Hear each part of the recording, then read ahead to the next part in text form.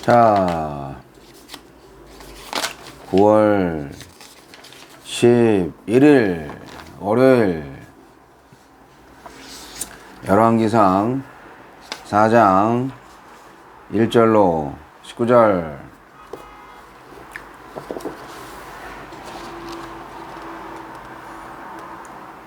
솔로몬 왕이 온 이스라엘의 왕이 되었고 그의 신하들은 이러하니라. 사독의 아들 아사리아는 제사장이요, 시사의 아들 엘리호렙과 아히야는 서기관이요, 아힐롯의 아들 여호사밧은 사관이요, 여호야다의 아들 분하야는 군사령관이요, 사독과 아비아달은 제사장이요, 나단의 아들 아사리아는 지방관장의 두령이요, 나단의 아들 사봇은 제사장이니 왕의 벗이요, 아이살은 국내 대신이요, 압다의 아들 아도니람은 노동감독관이더라. 솔로몬이 또 온 이스라엘에 12지방 관장을 두매 그 사람들이 왕과 왕실을 위하여 양식을 공급하되 각기 1년에 한 달씩 양식을 공급하였으니 그들의 이름은 이러하니라. 에브라임 산지에는 벤후리요, 마가스와 사알빔과 베세메스와 엘론 벳 하난에는 벤데겔이요, 아룹보에는 벤헤셋이니 소고와 헤벨 온 땅을 그가 주관하였으며, 나밧 돌 높은 땅 온 지방에는 벤 아비나답이니 그는 솔로몬의 딸 다밧을 아내로 삼았으며, 다아낙과 무기또와 이스르엘 아래 사르단가에 있는 베스안 온 땅은 아힐롯의 아들 바나가 맡았으니 베스 안에서부터 마벨 무홀라에 이르고 용르암 바깥까지 미쳤으며, 길르앗 라못에는 벤게벨이니 그는 길르앗에 있는 므낫세의 아들 야일의 모든 마을을 주관하였고, 또 바산 아르곱 땅이 성벽과 놋빗장 있는 60개의 큰 성읍을 주관하였으며, 마하나임에는 이또의 아들 아히나답이요, 납달리에는 아히마스니 그는 솔로몬의 딸 바스맛을 아내로 삼았으며, 아셀과 아롯에는 후세의 아들 바하나요, 이사갈에는 바루아의 아들 여호사밧이요, 베냐민에는 엘라의 아들 시므이요, 아모리 사람의 왕 시온과 바산 왕 오기의 나라 길르앗 땅에는 우리의 아들 게벨이니 그 땅에서는 그 한 사람만 지방 관장이 되었더라. 솔로몬의 행정. 하느님이 주신 지혜로 충만한 솔로몬의 다스림 아래서 이스라엘은 견고하게 세워져 갑니다. 먼저 중앙과 지방에 체계적인 행정 조직을 세워 이를 뒷받침합니다. 하느님은 어떤 분입니까? 하느님의 공의를 추구하는 공동체를 지원하십니다. 솔로몬 통치기에 이스라엘은 행정 조직이 이전보다 체계화되고 중앙과 지방에 유능하고 충성스러운 인재들이 책임자로 세워지면서 안정되고 견고해졌습니다. 그리하여 솔로몬은 명실상부한 온 이스라엘의 왕이 되었습니다. 이것은 솔로몬 혼자 이룬 성과가 아니라 하나님의 은혜였습니다. 솔로몬이 지혜롭게 다스리며 이스라엘에 하느님의 정의를 세워갔기에 하느님이 인정하시고 지지하신 결과였습니다. 하느님은 지금도 하느님의 의를 추구하고 구현하는 공동체를 든든히 세우십니다. 우리에게 주시는 교훈은 무엇입니까? 공동체를 안정적으로 세우고 유지하기 위해서 솔로몬의 중앙 및 지방 행정 조직처럼 필요한 기관이 체계적으로 조직되어야 하고 인재가 적재적소에 배치되어야 합니다. 이 역시 하느님이 주시는 지혜로 이뤄야 하는 일입니다.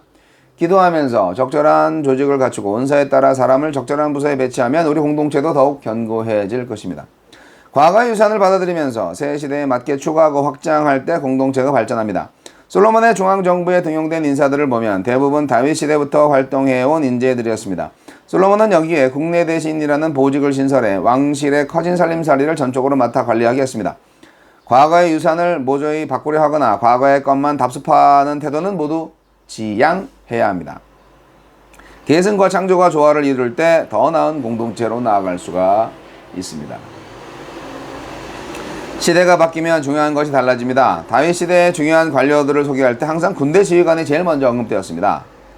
다윗 시대는 주변국과 끊임없이 싸워야 하는 전쟁의 시기였기 때문입니다. 솔로몬 시대는 안정기이자 평화기였기 때문에 군사 조직보다 종교 및 행정 조직의 중요도가 높아졌습니다. 이것이 관료들의 기록 순서에 반영이 되어 있습니다. 현 시대를 읽으면서 강화할 것을 놓치지 않고 공동체의 행정에 반영하는 지혜가 필요합니다. 주여, 정의로운 하나님 나라를 세우기에 필요한 지혜를 갖춘 공동체가 되게 하소서. 솔로몬이 사실 그 많은 아내와 첩을 둔 왕이죠. 그래서 그렇게 되면 어떻게 돼요? 그 자녀들이 또 많아지죠. 하여간 그러다 보니까 행정 조직의 그 관리들을 할 때도, 지명할 때도, 임명할 때도 그런 가족들이 좀 동원이 되는 것 같습니다. 예. 르호보암하고 다밧, 바스맛 뭐 이런 사람들이 아들, 딸들로 이렇게 성경에 나오는데요.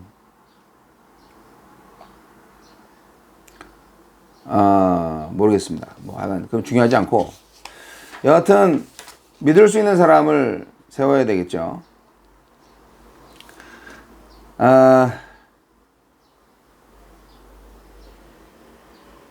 솔로몬은 나라를 다스림에 있어서 전적으로 하나님의 지혜를 사용했다. 그것이 주제인데, 솔로몬이 다윗 아버지로부터 받은 게 뭡니까? 12지파로 구성된 통일왕국입니다. 하나님의 지혜와 도움이 없다면 그 12지파들을 어떻게 운영하겠어요?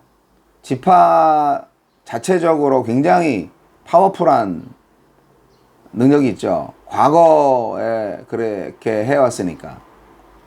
그래서 이게 연합국가라는 게 힘들어요. 12지파를 다 통일된 국가로 만든다는 게, 중앙정부에 또 세금을 갖다 바쳐야 되잖아요. 그런 부분을 어떻게 관리할 것인가. 사실 완력으로는 안 되죠. 힘으로만은 안 됩니다. 솔로몬 통치 초기에 하나님의 역사가 강력히 이루어졌는데 서로 겸손해야 되지 않을까요? 왕도 겸손하고 지파들도 겸손하고, 하나님 앞에서 말이죠. 네.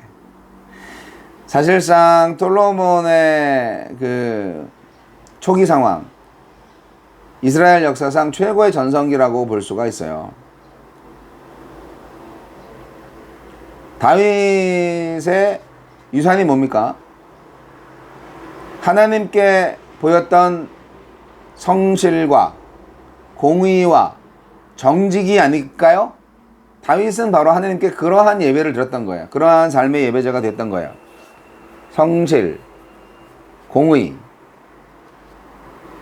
정직. 그거를 하나님께서 기뻐하셨던 거죠.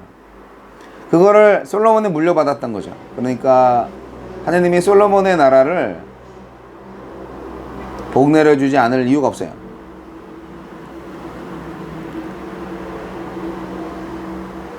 이스라엘을 12지역으로 나누고 각 지역마다 관리를 세운 솔로몬. 각 지역은 1년 동안 한 달씩 돌아가면서 왕과 왕실을 위해서 양식을 공급했습니다. 12조네. 11조가 아니라 12조. 전쟁 걱정 없이 생업에 종사하며 꼬박꼬박 세금을 내도 힘들지 않을 만큼 이스라엘은 평화와 부를 누렸습니다. 왕같은 제사장인 우리는 어떻습니까? 예수님께서 세상을 다스리라고 보내신 영적 통치자들 아니겠습니까? 우리가 말이죠. 우리나라가 아직도 세계의 유일한 남북한 대치 전쟁이 이제 진행 중인 나라, 휴전이니까, 종전이 아니라 휴전이니까 아직도 전쟁 중에 있는 나라예요, 우리나라가.